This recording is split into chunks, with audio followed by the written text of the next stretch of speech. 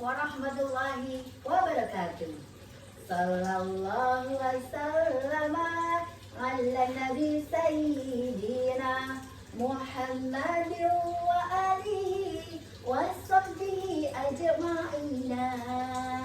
Di dalam Al-Quran surah Al-Baqarah ayat 155 yang berbunyi, A'udzu billahi minasy syaithanir rajim. Bismillahirrahmanirrahim. وَلَنَبْلُوَنَّكُمْ بِشَيْءٍ مِّنَ الْخَوْفِ وَالْجُوعِ وَنَقْصٍ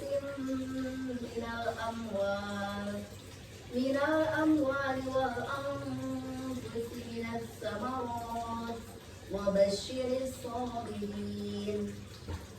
Kami pasti akan mengujimu dengan sedikit ketakutan dan kelaparan, kekurangan harta, jiwa, dan buah-buahan. Sampaikanlah Muhammad kabar gembira kepada orang-orang yang sabar. Anak-anak Bunda yang salih dan salihah, pada hari ini Bunda mau berkisah tentang seorang perempuan yang sabar dalam mempertahankan imannya.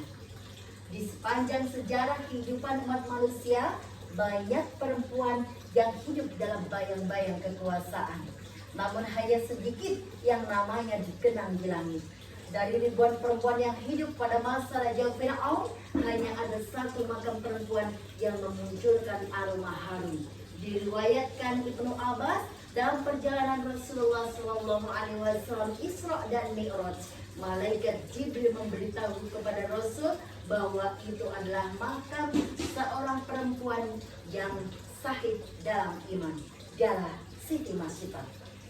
Dia bukan ratu, dia juga bukan bangsawan, dia juga bukan tokoh istana, tetapi dia adalah seorang pelayan, tukang sisir, putri Raja Fir'aun. Anak-anak Bunda yang salih dan salihah, pada suatu ketika di dalam istana Raja Fir'aun, Siti Masyidah menyisiri rambut Tuan Putri.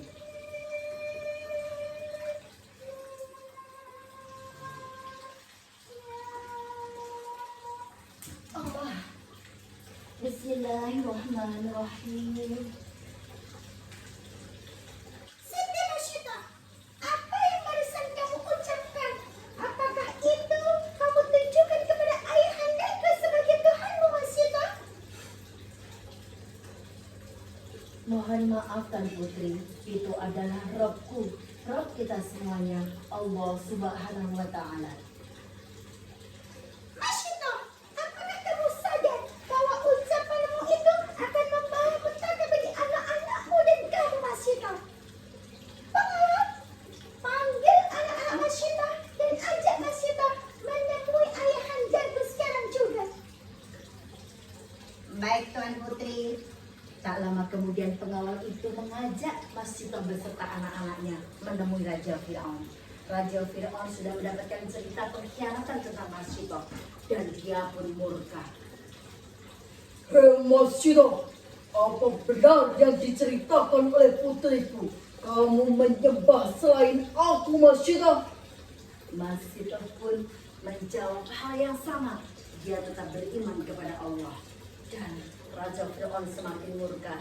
Dia mengutus pengawalnya untuk menyiapkan perapian.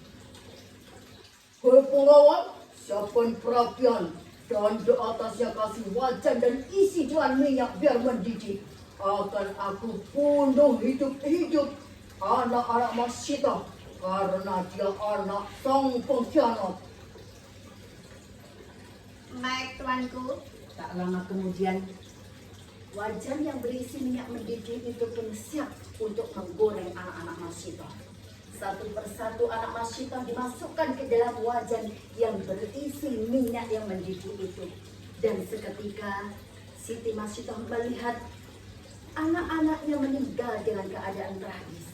Siti Masyidah hanya duduk terdiam, merunduk dan menetes air matanya.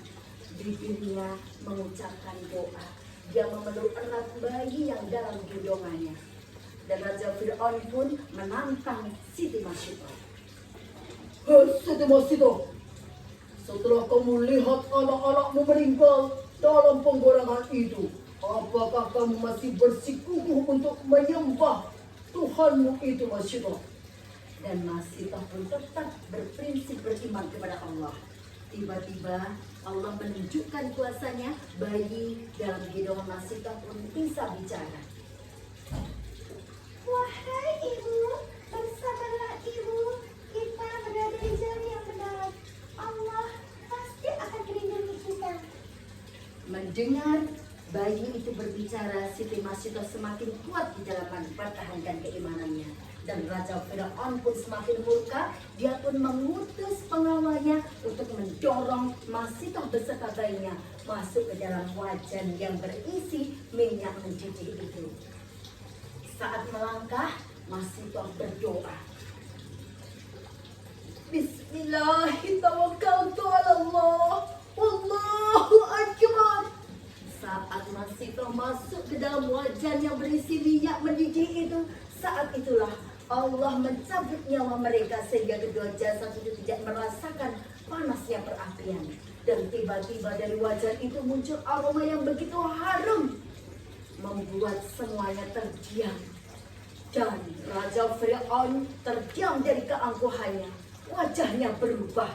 Dia pun menatap begitu lama ke wajan penggorengan itu.